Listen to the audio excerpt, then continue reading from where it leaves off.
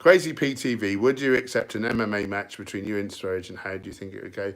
My days of all that are done. Like, I just don't want to get injured now. Like, do you know, I've had so many fights, like, for so many years.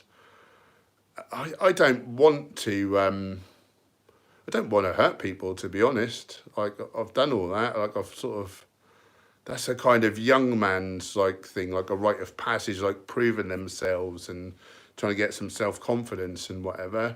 I mean, like, he is an a-hole, but when you, I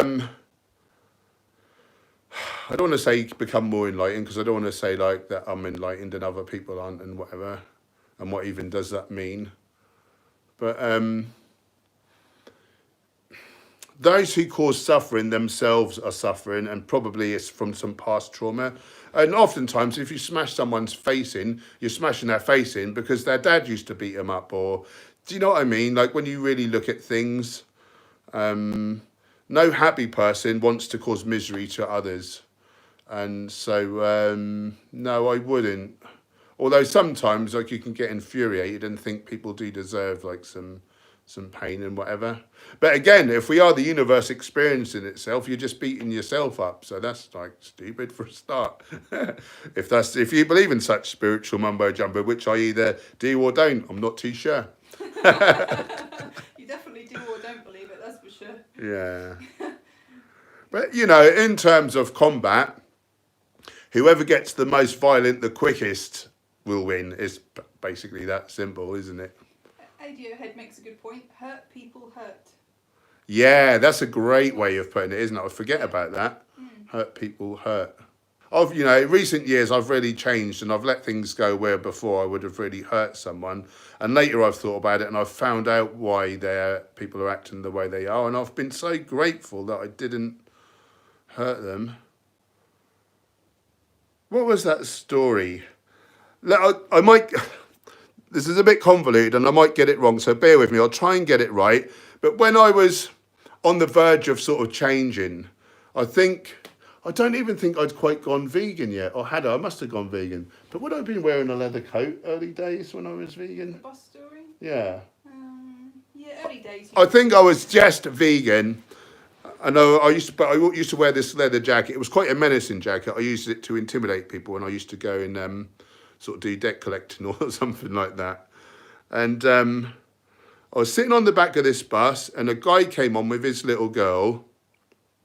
His little girl said something. He looked at me. I was right up the back. He said something. I couldn't quite hear what he was saying. I didn't answer him because I didn't know who he was. And then he stuck his finger up at me and walked up the stairs of the bus. And I thought, you lucky B-word. Like, not so long ago, I would stay on the bus until it stopped at his stop, and I would have been following off the bus and having a bit of a point of view with him. And I do mean smashing his face in. And but I just thought, you lucky bugger, and I thought I'd just leave it. But then he happened to get off at my stop, and because it wasn't long that, you know, I was on the verge of trying to change. But because we got off at the same time, I had to, like, say something.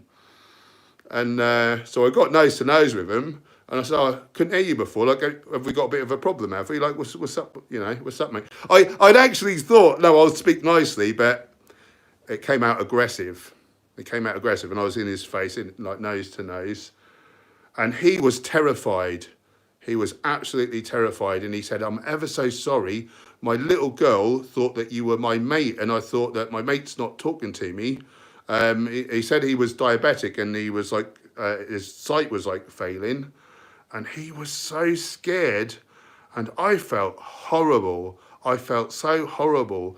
And not so long ago, before that happened, I wouldn't have asked him, like, what was his problem. I would have just hurt him. I would have hurt him because he couldn't see very well. So, yeah. Anyway, that was a bit emotional, wasn't it? Woo! We've done our little hour stint. I think we better do some other stuff, had we? Yeah. Oh, you look a bit emotional as well. Also. Guys, thanks for joining. I love you so much. We're going to go and do some other stuff now, but we'll be back on tomorrow, 6 p.m. You know, and we'll keep doing this throughout the quarantine, and it's just lovely to connect with some other people. So thanks for joining.